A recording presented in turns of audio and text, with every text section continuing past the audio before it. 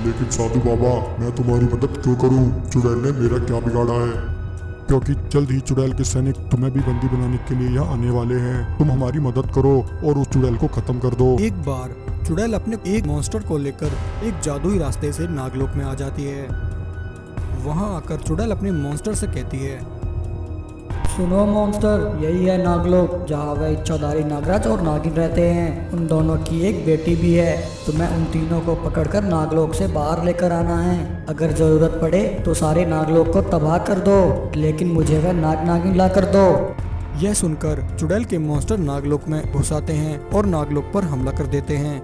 नागराज और नागिन चुड़ैल के मॉन्स्टर को देखकर घबरा जाते हैं। नागराज कहता है, नागिन, लगता है यह अवश्य ही उस दुष्ट चुड़ैल की एक चाल है। तुम हमारी चिंता मत करो और इसी समय यहाँ से निकल जाओ। हमारा बच्चा जिसने अभी तक इस दुनिया में जन्म नहीं लिया है, उसे बचाना बहुत जरूरी है।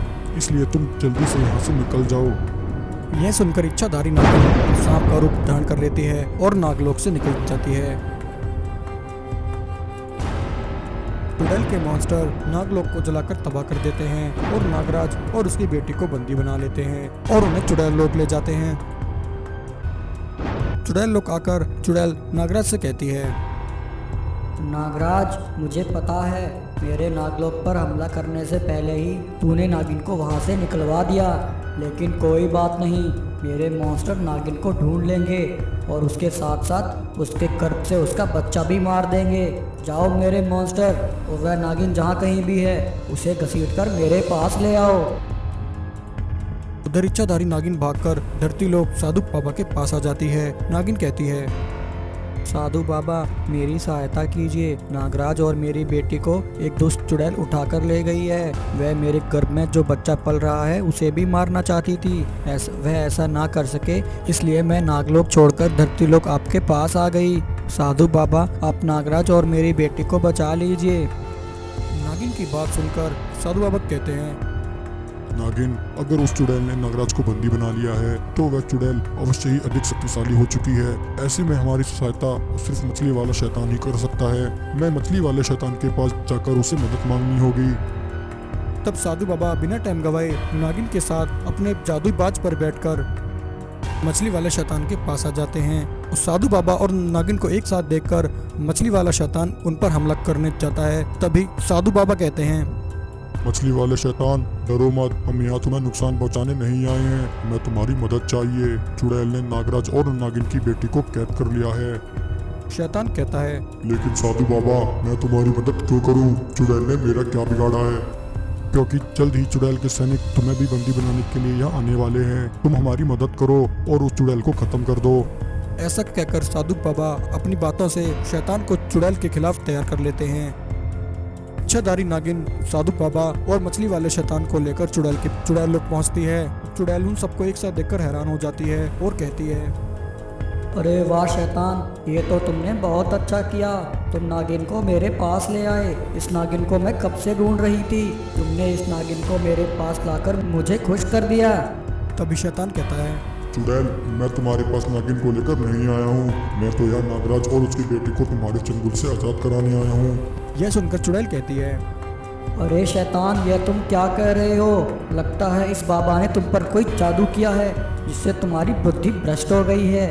ऐसा कहकर चुड़ैल अपने मॉन्स्टर को शैतान और नागिन को बंदी बनाने के लिए भेजती है। लेकिन इससे पहले मछली वाला शैतान अपनी शक्तियों से चुड़ैल के मॉन्स्टर को वहीं मार देता है।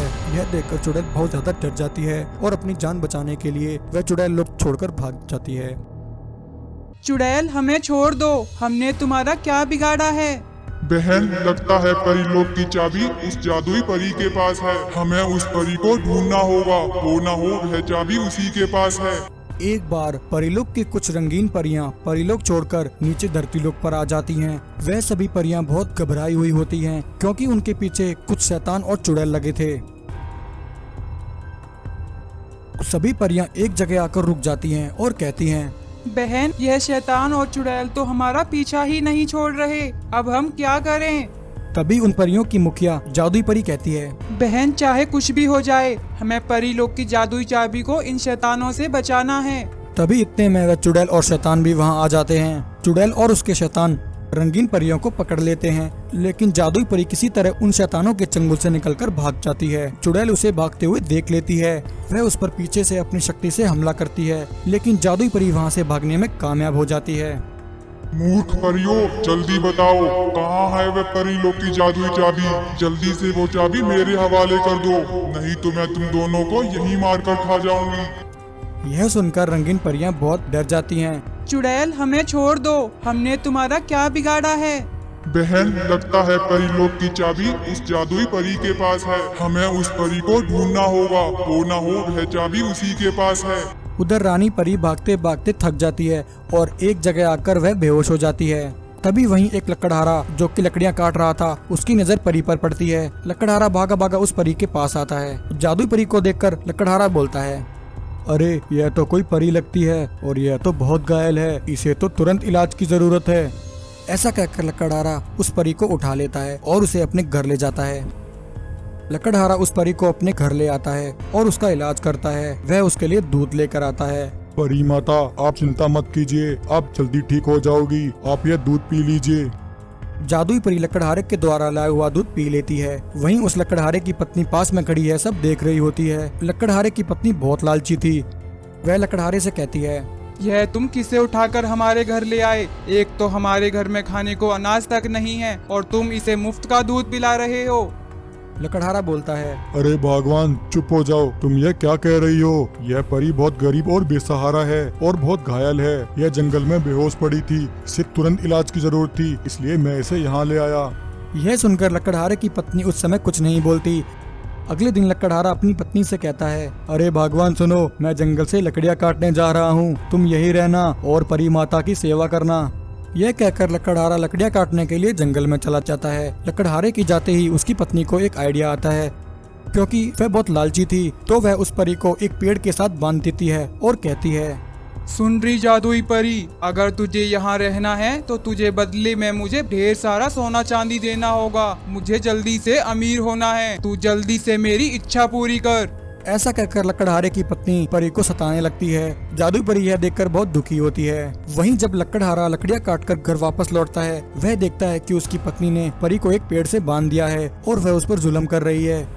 यह देखकर लकड़हारा उसी समय परी को आजाद कर देता है। परी माता, मुझे माफ कर देना, मेरी पत्नी नासमझ है। मैं उसकी तरफ से आपसे क्षमा मांगता हूँ। कृपा करके मुझे बताइए, आप कौन हैं और आप यहाँ कैसे आईं? तब जादुई परी लकड़हारे को सारी बात बताती है। लकड़हारे, मैं एक जादुई परी हूँ। कुछ शैतान और चुड़ैल मेरे और मेरी सहेलियों के पीछे पड़े हैं। वह मुझसे परीलोक की जादुई चाबी छीनना चाहते हैं ताकि वह सब परीलोक पर कब्जा कर सकें। उस चुड़ैल और शैतानों ने मेरी बाकी सहेलियों को कैद कर लिया है। मुझे उन सबको बचाना होगा। परी माता, मैं आपकी सहेलियों को छुड़ाने में आपकी कैसे मदद कर सकता हूँ? तब जादुई परी लकड़हारे को नागराज के पास भेजती है। लकड़हारा नागराज के पास जाकर उसे सारी बात बताता है। नागराज उसी समय जादुई परी की मदद के लिए उसके पास आ जाते हैं। तब जादुई परी नागराज को लेकर चुड़ैल और शैतानों के पास आ जाती है। नागराज चुड़ैल से कहता है, चुड़ैल, तेरी हिम्मत कैसी हुई इन परियों को कैद करने की? ये सभी परियां प्रकृति का वरदान है, तू इन्हें इसी समय आजाद कर दे। नहीं नागराज, जब तक मुझे परीलोक के जादुई दरवाजे की चाबी नहीं मिल जाती, मैं इन परियों को नहीं छोड़ूंगी।